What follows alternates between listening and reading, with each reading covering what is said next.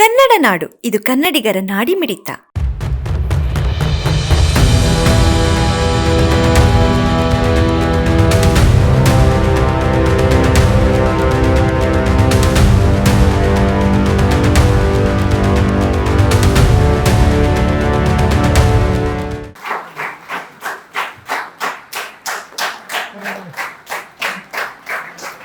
ಪೊನ್ನರಾಜು ಅವರು ಬಳ್ಳಾರಿಯಲ್ಲಿ ಒಂದು ಪುಸ್ತಕ ಬಿಡುಗಡೆ ಮಾಡೋದಕ್ಕೆ ರವೀಂದ್ರ ಭಟ್ರು ಬಂದಿದ್ದಾರೆ. ಅದು ಸಂತೋಷ ಅಂತ ಹೇಳಿ ಹಾಗೆ ಬರೋದಕ್ಕೆ 3 ಕಾರಣಗಳಿದ್ದಾವೆ.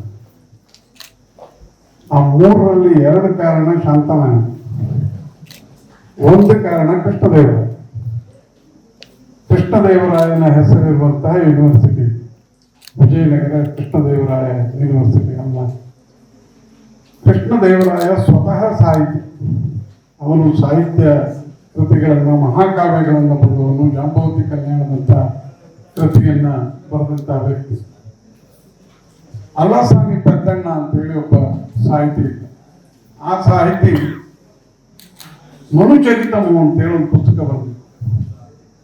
ಅದನ್ನ ಕೃಷ್ಣದೇವರಾಯನಿಗೆ ಅರ್ಪಿಸಿದಾಗ ಕೃಷ್ಣದೇವರಾಯ ಅದನ್ನ ಆನೆಯ ಮೇಲೆ ಅಂಬಾರಿ ಇಟ್ಟು ಅದರಲ್ಲಿ ಪುಸ್ತಕವನ್ನು ಇಟ್ಟು ಮೆರವಣಿಗೆ ಮಾಡಿ ಸ್ವತಃ ಅಂಬಾರಿಯನ್ನ ಹೊರುವಂತ ಕೆಲಸವನ್ನ ಕೃಷ್ಣದೇವರಾಯ ಮಾಡ್ತಾನೆ. ನಿಮ್ಗೆಲ್ಲ ಗೊತ್ತು, ಕಳೆದ 10-15 ವರ್ಷದಿಂದ ಶಾಂತನಾಯಕರು ಇಲ್ಲೇ ಕೆಲಸ ಮಾಡ್ತಾ ಇದ್ದಾರೆ. ಅವರ ಗೋರಮಟ್ಟಿ ಪುಸ್ತಕವನ್ನ ಕನ್ನಡಿಗರು ಅದೇ ರೀತಿ ಅಂಬಾರಿ ಮೇಲೆ ಹೊತ್ತ ಹಾಗೆ ಹೊತ್ತಿದ್ರು. ಆ ಕಾರಣಕ್ಕಾಗಿ ನಾನು ಈ ಕಾರ್ಯಕ್ರಮಕ್ಕೆ ಬಂದು ಪುಸ್ತಕವನ್ನು ಬಿಡುಗಡೆ ಮಾಡಿದೆ. ಶಾಂತನಾಯಕ್ ಅವರು ನನಗೆ ಮೈಸೂರಲ್ಲಿದ್ದ ಪರಿಚಯ. ನಾನು ಮೈಸೂರಲ್ಲಿ ಬಹಳ ವರ್ಷ ಇದ್ದೆ, ಶಾಂತನಾಯಕರು ಬಹಳ ವರ್ಷ ಇದ್ದರು ಮೈಸೂರಲ್ಲಿ. ಹಾಗಾಗಿ ನನಗೆ ಅವರಿಗೆ ಒಳ್ಳೆ ಸ್ನೇಹ ಪರಿಚಯ. ಇನ್ನೊಂದು ಕಾರಣವನ್ನ ಹೇಳೋದಕ್ಕಿಂತ ಮುಂಚೆ ಒಂದು ಸಣ್ಣ ಘಟನೆಯನ್ನ ಹೇಳಬೇಕು. ಅದು ಯಾವುದಾದ್ರೂ ಊರು ಆಗ್ಬೋದು, ಬಳ್ಳಾರಿ ಆಗ್ಬೋದು, ಬಿಜಾಪುರ ಆಗ್ಬೋದು, ಬೆಂಗಳೂರು ಆಗ್ಬೋದು, ಯಾವ್ದಾದ್ರು ಊರು ಆಗ್ಬೋದು. ಆ ಊರಲ್ಲಿ ಒಂದು ದೊಡ್ಡ ಜನರೇಟರ್ ಇರ್ತದೆ. ಆ ಜನರೇಟರ್ ಹಾಳಾಗ ಯಾರ್ಯಾರು ಏನೇನೋ ಪ್ರಯತ್ನಗಳನ್ನ ಮಾಡಿದ್ರು ಜನರೇಟರ್ನ ಸ್ಟಾರ್ಟ್ ಮಾಡೋದಕ್ಕೆ ಸ್ಟಾರ್ಟ್ ಆಗಿಲ್ಲ. ಆ ಊರಿನ ಪ್ರಸಿದ್ಧ ಎಲೆಕ್ಟ್ರಿಷಿಯನ್ ಅನ್ನ ಕರೆಸಿ ಅವನಿಗೆ ಹೇಳಿದ್ರಂತ ಅದನ್ನ ರಿಪೇರಿ ಮಾಡ. ಅವನು 2 ದಿವಸ ಅದನ್ನ ಆನ್ ಮಾಡ್ಕೊಂಡು ಕೂತಿದ್ದಂತೆ. ಅದು ಏನ್ ಮಾಡಿದ್ರು ಆನ್ ಆಗಲಿಲ್ಲ.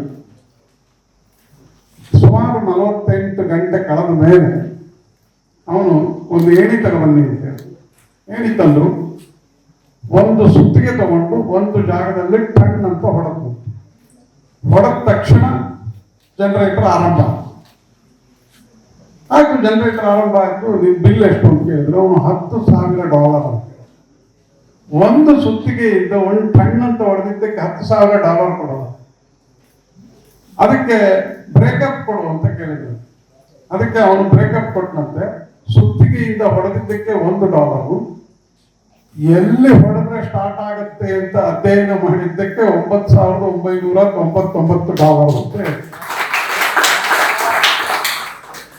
ಈ ಕಥೆಯನ್ನ ಯಾಕೆ ಹೇಳ್ತಾ ಇದ್ದೇನೆ ಅಂತಂದ್ರೆ, ಶಾಂತನಾಯಕ್ ಅವರು ಇಂಗ್ಲಿಷ್ ಸಾಹಿತ್ಯವನ್ನ ಎಲ್ಲಿ ಹೊಡೆದ್ರೆ ಇಂಗ್ಲಿಷ್ ಸಾಹಿತ್ಯ ಬರುತ್ತೆ ಅಂತ ನಮ್ಮ ಮಕ್ಕಳಿಗೆ ತಿಳಿಸ್ಕೊಟ್ಟಿದ್ದಾರಲ್ಲ, ಆ ಕಾರಣಕ್ಕಾಗಿಯೂ ನಾನು ಈ ಕಾರ್ಯಕ್ರಮಕ್ಕೆ ಬರಬೇಕು.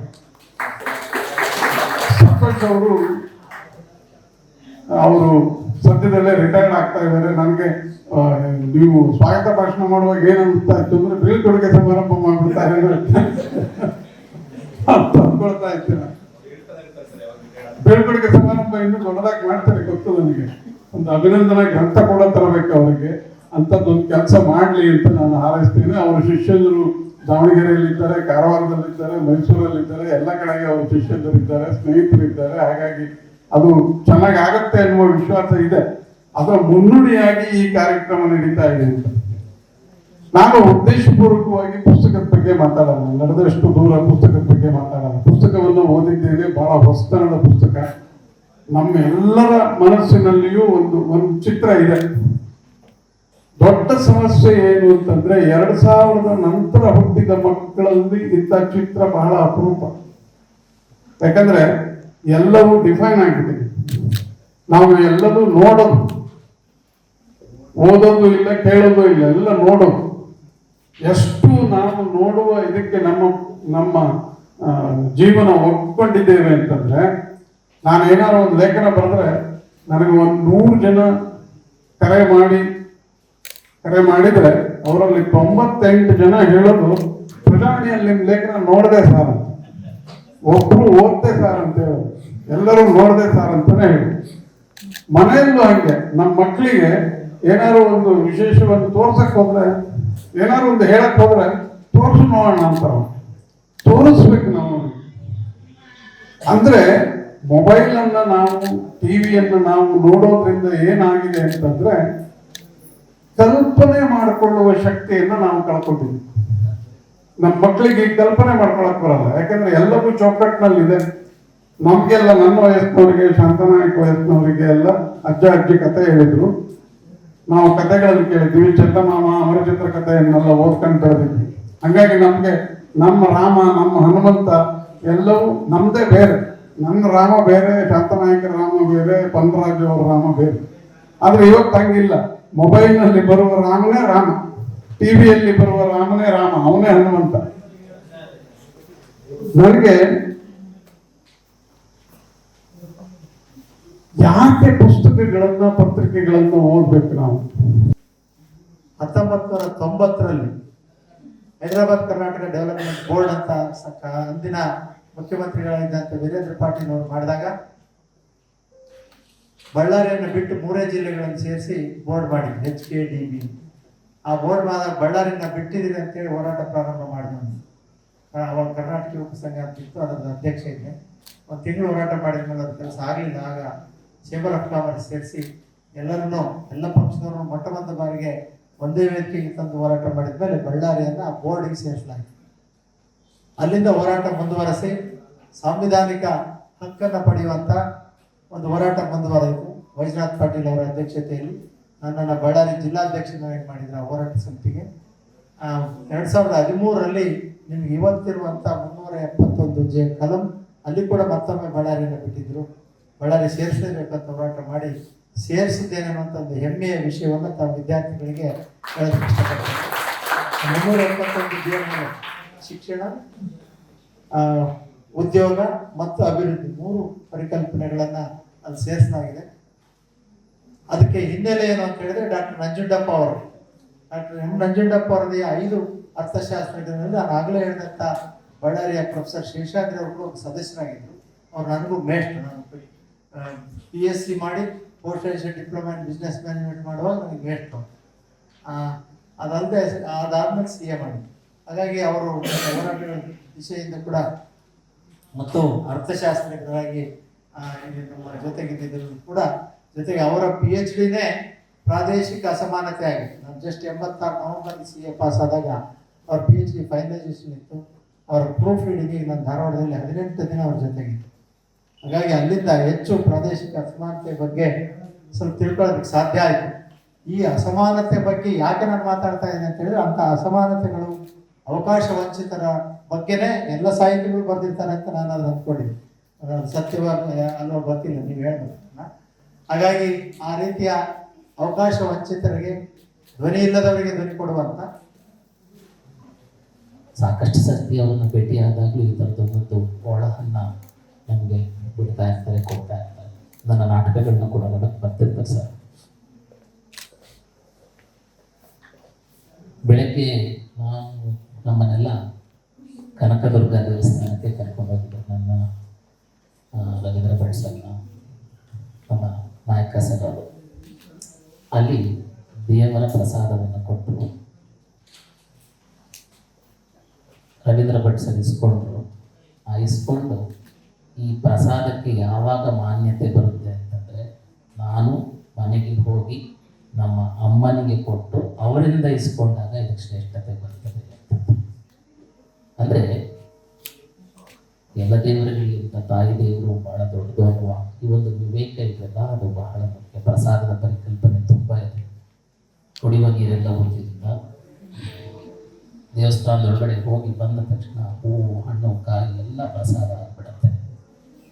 ಇರಲಿ, ಆ ಚರ್ಚೆಗೆ ಹೋಗದೆ ನಾನು ನೇರವಾಗಿ ಈಗ ಅಂದರೆ ಯಾಕಿದನ್ನು ಹೇಳಿದರೆ ಇಷ್ಟು ಘನತೆಯ ವ್ಯಕ್ತಿಯ ಜೊತೆಗೆ ನಾನು ವೇದಿಕೆ ಹಂಚಿಕೊಂಡಿದ್ದೀನಿ ಅಂತ ಹೇಳೋದಕ್ಕೆ ಇಷ್ಟಪಡ್ತೇನೆ. ನಡೆದಷ್ಟು ದಾರಿ ದೂರ ಅನ್ನುವ ಕೃತಿ ಪ್ರತಿ ಹೆಜ್ಜೆಗಳ ಚಲನವಲನಗಳ ದಾಖಲೆಯ ದಾಸ್ತಾನು ಅಂತ ಲೇಖಕರು ಈಗಾಗಲೇ ಹೇಳಿಬಿಟ್ಟಿದ್ದಾರೆ. ಇವರು ಪ್ರಸ್ತಾಪಿಸುವ ಹಾಗೆ ನಾನಿಡೀ ಈ ಕೃತಿಯನ್ನು ಸಮಗ್ರವಾಗಿ ಓದಿದ ಮೇಲೆ ಟಿಪ್ಪಣಿಗಳನ್ನು ಮಾಡಿಕೊಂಡ ಮೇಲೆ ಅನಿಸಿದ್ದು ಇವರು ಒಬ್ಬ ಲೇಖಕ ಮಾತ್ರ ಅಲ್ಲ, ಇವರೊಬ್ಬ ಕಲಾವಿದ, ಒಬ್ಬ ಆಕಾಶವಾಣಿ ಉದ್ಘೋಷಕ, ಒಬ್ಬ NSS ವಾಲಂಟಿಯರು, ಅಥವಾ ರಾಜಕಾರಣದ ಕನಸನ್ನು ಕಂಡಂಥ ರಾಜಕಾರಣ ಮನಸ್ಥಿತಿ ಉಳ್ಳ ರಾಜಕೀಯ ಮನಸ್ಥಿತಿ ಉಳ್ಳವರು, ನಾಟಕಕಾರ, ಹಾಡುಗಾರ, ಜನಪದ ಕಲಾವಿದ, ಅಧ್ಯಾಪಕ, ಹೀಗೆ ಬಹುಮುಖ, ತನ್ನ ವ್ಯಕ್ತಿತ್ವದಲ್ಲೇ ಬಹುಮುಖತೆಯನ್ನು ಹೊಂದಿರುವ ಶಾಂತಾನಾಯಕ್ ಅವರ ಈ ನಡೆದಷ್ಟು ದಾರಿ ಕೃತಿ ಕೂಡ ಈ ಥರದ್ದೇ ಒಂದು ಬಹುಮುಖತೆಯ ಆಯಾಮಗಳನ್ನು ಬಿಡಿ ಬಿಡಿಯಾಗಿ ಚಿತ್ರಗಳನ್ನು ನಮಗೆ ಕೊಟ್ಟರೂ ಕೂಡ ಅದು ಕಡೆಯದಾಗಿ ಒಂದು ಏಕತ್ವದ ದಾರಿ ಏನು ಹೇಳಕೊಡುತ್ತಾ ಇದೆ ಈ ಕೃತಿ ಅನ್ನುವ ಒಂದು ಉತ್ತರವನ್ನು ಕೊಡೋಲ್ಲ. ಅದೇನೊಂದು ಕೊನೆಗೆ ಹೇಳ್ತೀನಿ ನಾನು. ಬನ್ನಿ ಅಂತ ಕರೆದ್ಬಿಟ್ರು, ಅದರಲ್ಲಿ ಏನಿದೆ ಅಂತಲೇ ನಂಗೆ ಗೊತ್ತಿಲ್ಲ. ಯಾವ ವಿಚಾರದಲ್ಲಿ ಇವ್ರು ಬರೆದಿದ್ದಾರೆ. ಯಾಕಂತಂದ್ರೆ ನನ್ನ ಮನಸ್ಥಿತಿ ಇತ್ತು ಅಂತಂದ್ರೆ, ಈಗ ನಡೆದಷ್ಟು ದಾರಿ ದೂರ ಅಂದ ತಕ್ಷಣನೇ ನಾವು ಏನೋ ಒಂದು ಆಸೆ ಪಟ್ಟಿರ್ತೀವಿ, ಆ ಆಸೆ ತಲುಪೋದಕ್ಕೆ ತುಂಬಾ ದೂರ ಆಗುತ್ತೆ, ಈ ಥರ ಏನೇನೋ ಯೋಚನೆಗಳು ಬಂದ್ಬಿಟ್ಟಿತ್ತು ನನಗೆ. ಮಾತಾಡ್ಬೇಕಾದ್ರೆ ಏನು ಮಾತಾಡಬೇಕು ಅನ್ನೋದು ಒಂದು ಭಯ ಶುರುವಾಗ್ಬಿಟ್ಟಿತ್ತು. ಬಟ್ ಆದರೆ ನಾನು ಸಂತೋಷ್ ಹತ್ರ ಅವ್ನಿಗೆ ಹೇಳಿದೆ, ಒಂದು 10 ನಿಮಿಷ ಟೀ ಕೊಟ್ಬಿಡೋಣ ಅಂತ. ಯಾಕಂದರೆ ಈಸ್ ನನ್ನ ತುಂಬ ಫ್ರೆಂಡು ಮತ್ತು ನನಗಿಂತ ಚಿಕ್ಕವರಾಗಿರೋದ್ರಿಂದ ಹೋಗೋಬಾರೋ ಅಂತ ಮಾತಾಡಿಸ್ತೀನಿ ಅವನ್ನ. ಹಾಗಾಗಿ ಏನು ಬರೆದಿದ್ದಾರೆ, ಏನು ಅದು ಕಥೆಯನ್ನು ಸಣ್ಣ ಇದನ್ನ ಕಿರುಪರಿಚಯನ ನಾನು ಮಾಡ್ಕೊಂಡೆ. ಅವಾಗ ಭಾರಿ ಸಂತೋಷ ಆಯಿತು. ನೀವು ಚಿತ್ರಗಳ ಮೂಲಕ ಈ ಪುಸ್ತಕನ ನಿಮ್ಮ ಹೇಗೆ ನಡೆದು ಬಂದಿರೋ ದಾರಿನ ಹೇಳಿದ್ದೀರ ಅಂತ ಅದು ತುಂಬ ಸಂತೋಷ ಆಯಿತು. ಮತ್ತು ಒಂದೊಂದು ಯಾಕಂತಂದರೆ ಮನುಷ್ಯ ಇನ್ನೂ ಡಿಟೈರ್ಡ್ ಆಗೋಕ್ಕೂ ಮುಂಚೆನೇ ಇವರು ಈಗ ವಿತಿನ್ 6, ಯಾಕಂದರೆ ಈ 60-61 ವರ್ಷಗಳಲ್ಲಿ ಅವರು ಏನೇನು ನಡೆದು ಬಂದಿದ್ದಾರೆ ದಾರಿ, ಒಬ್ಬೊಬ್ಬರಿಗೆ ಒಂದೊಂದು ಸ್ಫೂರ್ತಿ ಆಗುತ್ತೆ. ಯಾಕಂದರೆ ಮಕ್ಕಳು ಅವರು ರಿಟೈರ್ಡ್ ಆಗೋಕ್ಕೂ ಮೊದಲೇ ಈ ಕೃತಿ ಬಿಡುಗಡೆ ಆಗಿದ್ದು ನಂಗೆ ತುಂಬ ಸಂತೋಷ ಆಯಿತು. ಯಾಕಂತಂದರೆ ಅವರು ಕಾಲಘಟ್ಟದಲ್ಲಿ ಎಲ್ಲೆಲ್ಲಿ ಏನೇನು ಅನುಭವಿಸಿದ್ದಾರೆ ಅನ್ನೋದು, ಈಗ ಇದು ನಾವು ಮಧ್ಯ ಯುಗದಲ್ಲಿದ್ದೀವಿ. ಏನಾಗ್ಬಿಟ್ಟಿದೆ ಅಂತಂದರೆ, ಈಗ 80-90ರಲ್ಲಿ ನಾವು ಓದಿದಾಗ ಅವಾಗ ಎಜುಕೇಷನ್ ಪೀರಿಯಡ್ ಬೇರೆ ಥರ ಇತ್ತು. 20ರಿಂದ 20 ಅಂದರೆ 2000ರಿಂದ 2015 ಮಕ್ಕಳು ಓದ್ತಾ ಇದ್ರಲ್ಲ, ಅವ್ರದ್ದೇ ಒಂಥರ ಬೇರೆ ವಿಚಿತ್ರವಾದಂತಹ ಸಂದಿಗ್ಧ ಪರಿಸ್ಥಿತಿ.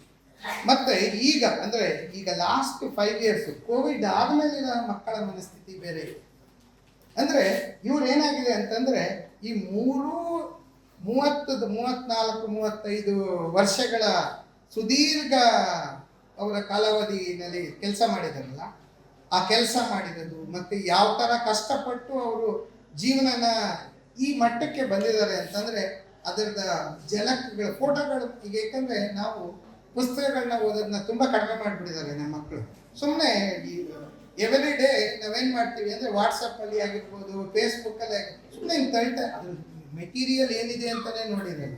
80% ಜನ ನೀವು ಸ್ಟೂಡೆಂಟ್ಸು ಸುಮ್ಮನೆ ಹಿಂಗೆ ನೋಡ್ಕೊಂಡು ಹೋಗ್ತಾ ಇದ್ದೀರ, ಏನಿದೆ ಅಂತಲೇ ಗೊತ್ತಿರಲ್ಲ.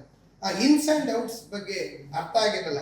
ಅದಕ್ಕೆ ಇರ್ಬೋದು ಅವರು ಚಿತ್ರಗಳ ಮೂಲಕ ಈ ಕೃತಿನ ಬಿಡುಗಡೆ ಮಾಡಿದ್ದಾರೆ ಅಂತ ಅನಿಸುತ್ತೆ. ಅದನ್ನೇ ಮೇಯ್ನ್ ಥೀಮ್ ಇಟ್ಕೊಂಡು ಯಾವ ಚಿತ್ರ ಯಾವ್ರಿಗೆ ಇಷ್ಟ ಆಗುತ್ತೆ ಅದನ್ನು ಓದ್ಕೊಂಡ್ರೆ ಅವ್ರಿಗೆ ಇಂಪ್ರೆಷನ್ ಆಗ್ಬೋದು ಅಂತ ಇದು ನನ್ನ ಅನಿಸಿಕೆ ಅಷ್ಟೇ. ಸಮಗ್ರ ಸುದ್ದಿಗಳಿಗಾಗಿ ತಪ್ಪದೆ ನೋಡಿ ಕನ್ನಡ ನಾಡು ವಾಹಿನಿ.